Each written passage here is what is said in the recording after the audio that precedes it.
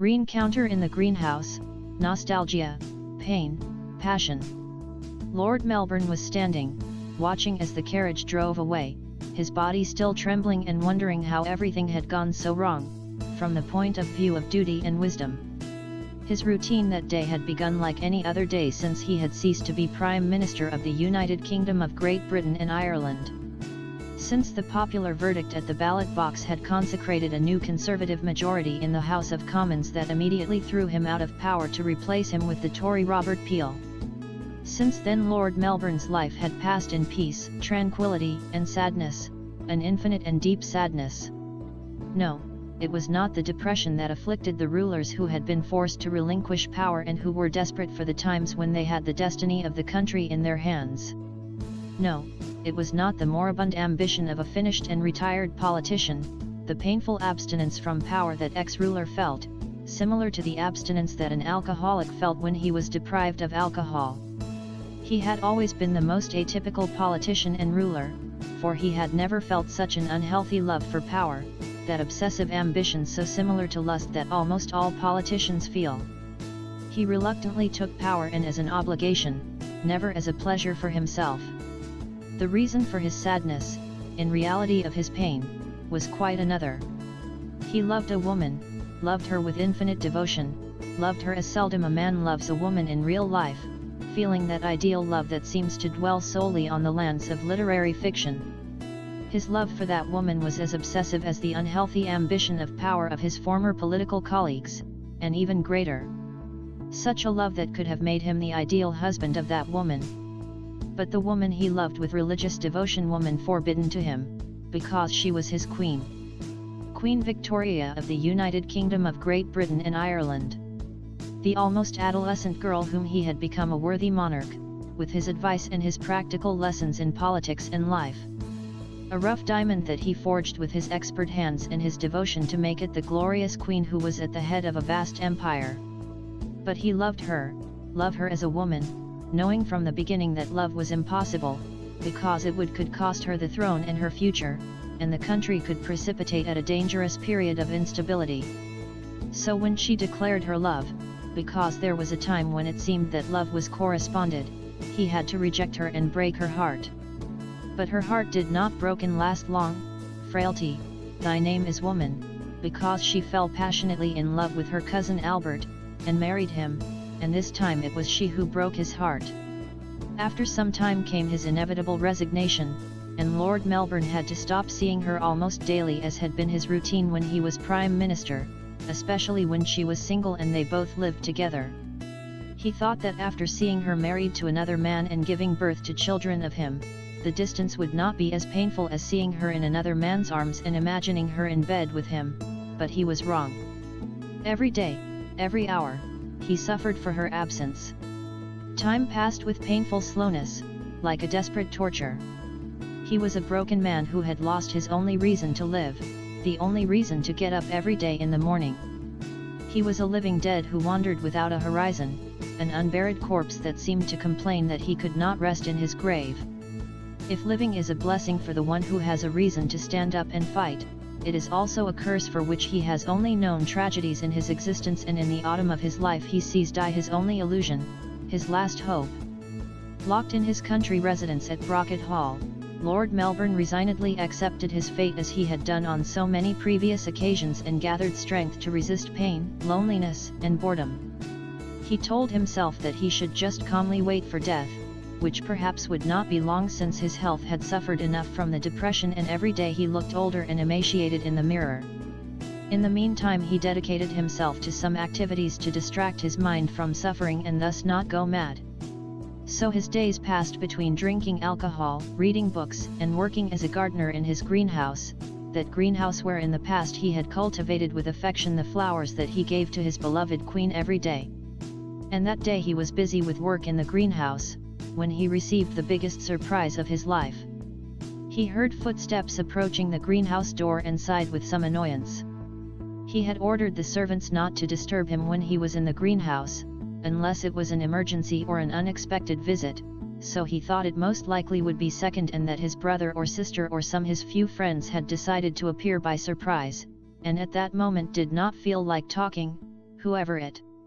But he prepared himself resignedly to wear the courtesy suit to attend to whoever it was. But when he looked at the door he was stunned by the surprise. Victoria was in the door threshold of the greenhouse, his beloved Victoria. Behind her a servant retired slowly without turning his back on the Queen, until at a distance acceptable to the protocol he turned and left. Victoria had a sweet, lovely smile on her face, and Lord Melbourne thought he was in the presence of a heavenly vision. He saw her as beautiful as the day they met, even more, probably conditioned him by the time that it had passed since their last encounter. "I think I surprised you, Lord M." Victoria said happily, her voice a little broken by emotion. "Certainly, ma'am. It would not be the first time, though," said Lord Melbourne, his voice also a little broken with emotion, making an effort not to stammer. "Yes. I recognize that I am adept at appearing in front you by surprise," she retorted with amusement. They both laughed, and for a moment it was as if everything had become as before, when life was simple and joyful. "I needed to talk to a friend. I needed to talk to the person who best understood me in my life.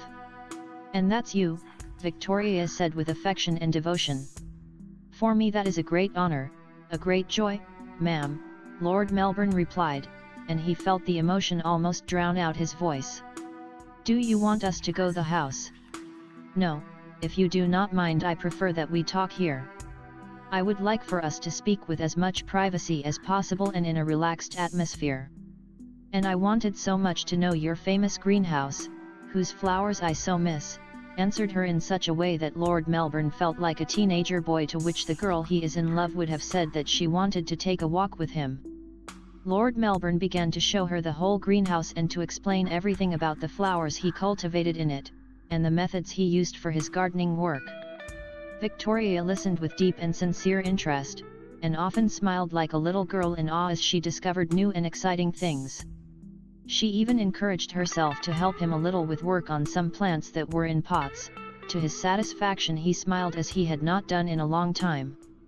At the same time Lord Melbourne could not stop seeing her, so elegant in her blue suit with embroidery and a bonnet, and was glad that he himself was dressed more than acceptable, with a vest, a white shirt, which he wore rolled up, and a black bow tie. After a while Victoria sat on a wooden bench after he asked her if she wanted to. Meanwhile Lord Melbourne remained standing, finishing arranging a plant in a pot. They talked about the flowers he sent to Buckingham Palace, and Victoria was happy to remember those bouquets that came in punctually every day. It was one of the happiest times of the day, even in the saddest days, when I was upset or depressed for some reason. When the bouquet came from Brocket Hall I was happy to see them, and I took a breath, to face the rest of the day, Victoria said with longing and lost eyes, as if she was recreating in her mind those past times, were happy times, much better than the current times. "Those were the last times I knew what happiness was," Victoria added, and then her eyes filled with tears, and, unable to avoid it, she burst into tears like a little girl, in a very pitiful way. Lord Melbourne was surprised, and immediately his surprise became concern, and he left what he was doing and quickly wiped his hands with a cloth, and went to sit on the bench next to Victoria. "What's wrong, ma'am? Why are you like this?" Lord Melbourne asked anguished, as he saw her face in profile bathed in tears, wanting to touch her but not daring to do so, by protocol. "I cannot stand it any more, Lord M. My life is hell, and my marriage is a nightmare," cried Victoria, crying almost hysterically and pouting like a child. Lord Melbourne was puzzled, shocked by the surprise of what he had just heard. "Come on, ma'am, it cannot be that bad. I'm sure." Lord Melbourne tried to comfort her. "You do not understand, Lord M. You are not there to see it. I cannot stand the pressure any more.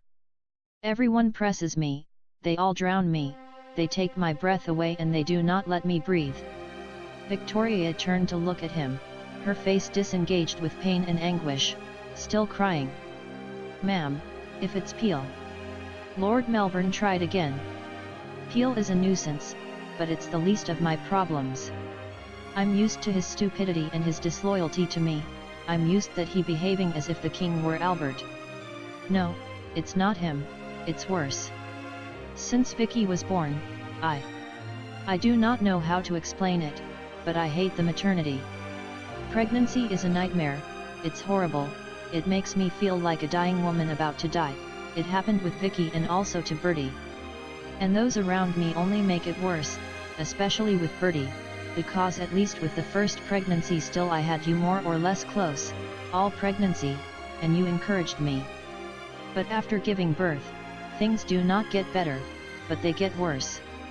Lord Melbourne saw her with concern, seeing the pain reflected in the tormented gesture on her face and in her desperate gaze, and the rivers of tears running down her cheeks, knowing that Victoria was releasing a pain, long repressed. Everyone believes and tells me that I must be happy for the birth of my children, but it is not so. After giving birth I feel deeply depressed and dejected. I feel that I sink into a dark abyss, and my head is full of terrible thoughts and of an unbearable anguish. I have no peace or comfort, I do not feel like doing anything. And what is worse, I feel repulsion for my children. God forgive me, but I feel that I hate my children. When I see them newborn I do not feel tenderness and love, I only see the suffering that they cause me with their arrival in the world. I feel rejection, their presence distresses me, and that is why the children are more with Lazan, Scarat, and the nannies than with me. Maybe if I had a husband who understood me and helped me to overcome it, it would be better, but it is not, because Albert is my greatest source of suffering. Lord Melbourne held his breath. Now I know that marrying Albert was the biggest mistake of my life. Now I know that I no longer love him, if I ever loved him. Victoria said with absolute conviction and with a hard gesture on her face, without ceasing to cry. Albert, it is cold as ice, it is so cold that it is inhuman, it is mechanical and empty, it is a capricious and spoiled child, it is unbearable.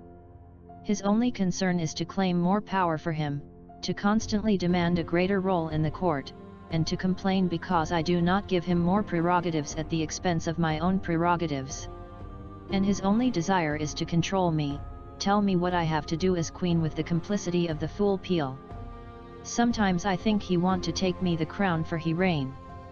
And he never gives me the love and comfort I need, he has never understood me, on the contrary, his behavior only causes me more restlessness and depression. It harasses me, it annoys me. That's why I think he does not love me, although maybe he thinks he does. Albert is only the younger son of the monarch of a small and poor principality, whom they educated with the idea that he had come to the world to be my husband, and that through his marriage with me he would reach the greatness to which he would not be entitled by birth.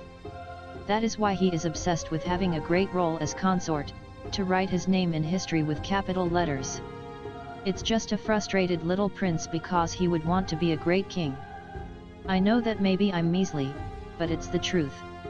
And now I think he was not in love with me, he was in love with what I represented, the abstract concept of love and greatness that I embodied. I think he was in love with the romantic ideal but not with the flesh and blood woman behind it, and I think that something similar happened to me. I fell in love with the concept of romantic and idealistic love, but not with the man who is Albert. Lord Melbourne listened with sadness and compassion. But the harsh reality, Lord M., is that I am very lonely. It is ironic that the Queen of the Empire, most rich and powerful of world, perhaps the most envied woman in the world, is so lonely and so unhappy. Every day I struggle to overcome pain and depression, to resist the pressure of my unbearable husband and the burden of motherhood, to coexist with a prime minister who together with my husband only sabotages my reign instead of serving me and helping me. I fight to fulfill my obligations as queen, wife, and mother as best as I can, and all that while I have to hide my real feelings and put my best smile. And when night comes I'm so tired, so overwhelmed, and I have no one to comfort me and on whose shoulder I can cry, and when I wake up in the morning I feel scared and desperate, cursing the new day that is about to begin. And I cannot even trust my doctor, because he would surely say that it is only the fragile constitution of a woman and that I have only to delegate more responsibilities to my husband, to leave everything in his hands, because women only serve to bring children to the world. I am so overwhelmed that sometimes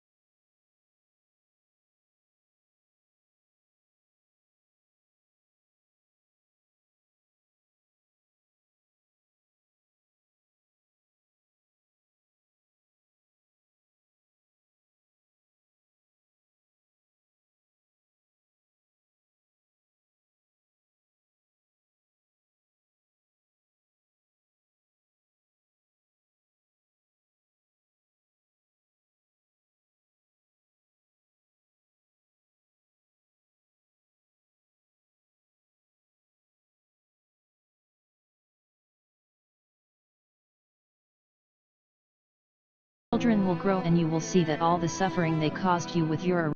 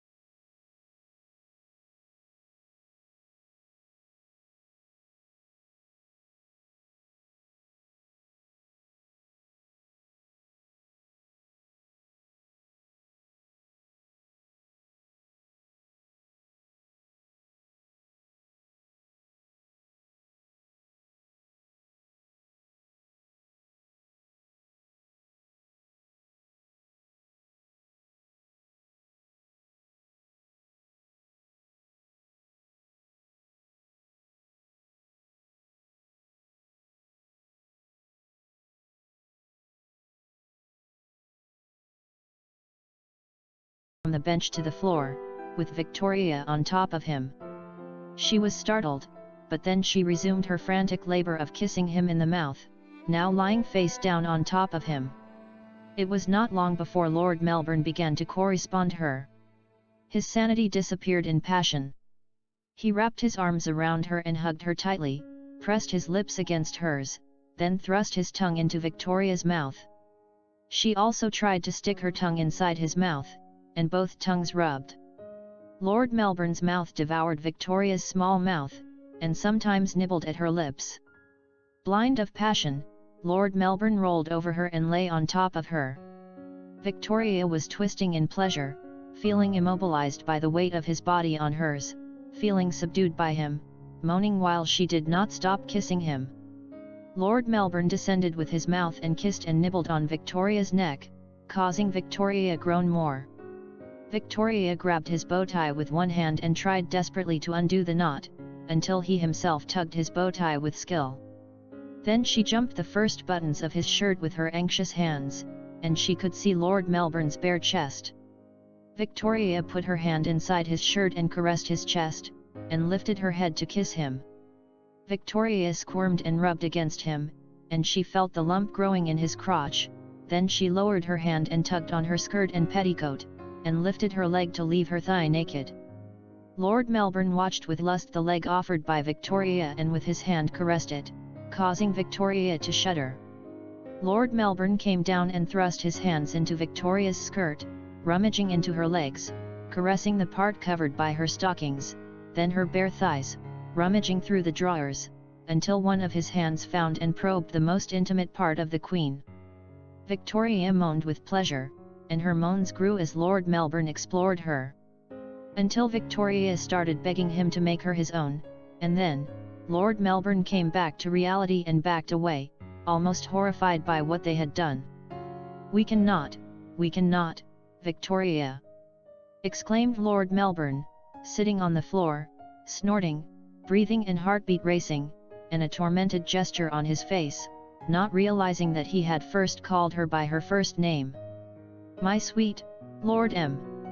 My beloved, I wish it, that's fine," Victoria said with sweet gesture on her face, approaching him, crawl on all fours in a very unworthy pose for a queen. "Victo. Ma'am, I beg your pardon, I began to say Lord Melbourne, trying to return to normality. "Do not you dare ask for forgiveness. I forbid you. I do not accept that you repent and that you ask pardon for what has just happened between us, and I do not accept that you call me ma'am again in private," Victoria said in anger, hardening the gesture of her face. "Victoria, I would never do anything to harm you, that's why this cannot be. You're a married woman and you're the Queen," Lord Melbourne said with anguish. "But you want me, you've shown it, and you love me. I know you love me, or will you deny it?" Victoria said imperiously. "You know. I cannot deny it," Lord Melbourne replied, looking away and with a sad expression. "And I want you, and I love you," Victoria replied with tears in her eyes as she reached out a hand to stroke Lord Melbourne's face. "But everything stands between us," Lord Melbourne said bitterly, his voice cracked with emotion. "Lord M. I'm no longer a virgin," Victoria said, embarrassed and blushing. "You do not have to remind me," said Lord Melbourne with anger in his eyes and face, as he turned to see her. "I remind you, because that means that the consequences of losing my virginity are no longer an obstacle for us to have a full relationship," Victoria replied with her face red as a tomato, but with determination in her eyes. Lord Melbourne softened his gesture, and felt the storm of conflicting feelings inside him. "Victoria, you know that kind of relationship can have other undesirable consequences," Lord Melbourne said affectionately. "You mean, that I can stay with a child of yours? That is not an impediment either, being a married woman, even if it is with another man," Victoria replied quietly. "Do not talk like that, it's not like you," Lord Melbourne answered, looking down, embarrassed and with some disgust. "Why? Because you have idealized me. Lord Melbourne, I am not a saint. I am a woman of flesh and blood, with her defects and her sins. I am tired of suffering, and if to stop suffer, I must become myself an indecent sinner, I am willing to do it. Whatever with such not to continue living this nightmare," said Victoria harshly. "If Albert finds out," said Lord Melbourne, "he will not dare to expose me publicly, he appreciates his own image, his beloved honor too much," Victoria said almost contemptuously. "But he could part with you, in fact, stop living with you," Lord Melbourne said almost desperately. "In that case, he would do me a favor," said Victoria. "I can bear it less and less, even that he touches me, it's like a cold corpse." "Victoria, you cannot be an adulterous queen. If the people will know, it would be a disaster for your image, you would lose the love and respect of your subjects, and that could cost you the crown, Lord Melbourne argued, increasingly desperate, because not only was he trying to convince her but himself. Because I'm a woman, if I'd be a man, they'd even applaud me. But I have studied history, Lord M, and many adulterous queens have got away with it. One has only to be cunning and discreet, and above all determined, she argued stubbornly. Victoria, you do not realize I just want to protect you, exclaimed Lord Melbourne, almost losing his temper. Protecting me? How you protected me that day when you broke my heart, right here in Brocket Hall. If you had fought for me, if you would have fought for our relationship with me, if only we would have made the attempt to convince Parliament, the people, maybe I should not have lived the hell I've lived, I would not have had to suffer this loneliness and this pain. Why did not you fight for me? You should have fought for me, damn coward! Victoria exclaimed, almost hysterical, crying and throwing herself on him, beating him with her small clenched fists. Victoria, please. Lord Melbourne held her by the wrists so she would not keep hitting him as she writhed. Finally he drew her to him, and held her tightly, until she stopped resisting and burst into tears with her face buried in Lord Melbourne's chest. Forgive me. Forgive me, Victoria, my beloved Victoria, Lord Melbourne said tenderly, kissing Victoria's head on her hair. But my life without you has been hell as well, and my only consolation was to think you were happy. Now I know I was wrong. Then make me happy now, Victoria said, raising her head to meet his eyes. God, Victoria, you're going to be my perdition, exclaimed Lord Melbourne with love and anguish. That's what I want, to lead you to perdition in my arms, Victoria replied with a sad smile, and then they kissed sweetly on the lips. After a few minutes Lord Melbourne helped Victoria to her feet, and helped her find her shoes and put them on, since she had lost them in the outburst of passion. He also helped her put on her bonnet, and gently wiped the dirt from her clothes. Victoria also helped him a little, but both laughed because Victoria had ripped the buttons off his shirt in the frenzy and could not tie the tie. I'm coming back, William. I'll be back here, Victoria said decisively, enjoying herself by calling him by his first name. Victoria, Lord Melbourne answered in anguish. Swears for the memory of your late son that you do not love me and that you do not want me to return, and I will not return. She exclaimed. You know I cannot do it, and I will not, Lord Melbourne said, looking down. Then I'll go back to Brocket Hall as many times as I want, and if you go somewhere else I'll look for you there. You will have to leave Britain to flee from me, what will happen in my visits will depend on you, but you know I will not give up my happiness again. Now kiss me while we are still alone. They kissed each other on the lips with passion. Lord Melbourne then accompanied Victoria to her carriage, where young maid Scarlett was waiting for her. At the carriage door Lord Melbourne kissed the back of Victoria's hand, and they both trembled with excitement and desire, remembering the kisses and caresses they had shared. I'll be a little happier tonight, because I'll dream of Brocket Hall, Lord M. Especially with its beautiful greenhouse, Victoria said, her eyes bright and damp. I will, too, ma'am. Because your visit has reminded me that I am still alive, responded Lord Melbourne excitedly. Goodbye, Lord M, Victoria said. Goodbye. Goodbye, ma'am, Lord Melbourne said goodbye, offered her his hand, helped her into the carriage, and closed the door. Lord Melbourne felt his body shaking and his heart racing, and he felt contradictory emotions, and then he saw Victoria poking her head through the carriage window and turning back to see him standing as she walked away. Lord Melbourne smiled and waved, tears rolling down his cheeks. Victoria did not turn her head until they had come a long way, and she already saw him away from her, still standing watching the carriage away. When Victoria straightened in the seat, she took Scarlett's hand and resting her head on the servant's shoulder, she burst into tears. Why is life so cruel, Scarlett? Victoria exclaimed. I do not know, Your Majesty. "I do not know," said Scarrat affectionately, stroking the Queen's head in a hint of how intimate the relationship between the Queen and her maid had been. At Brocket Hall, Lord Melbourne was sitting in his favourite armchair, crying and laughing at the same time, drinking liquor, not being able to take Victoria's image out of his mind and the taste of her from his lips. Cause you're the closest thing to an angel.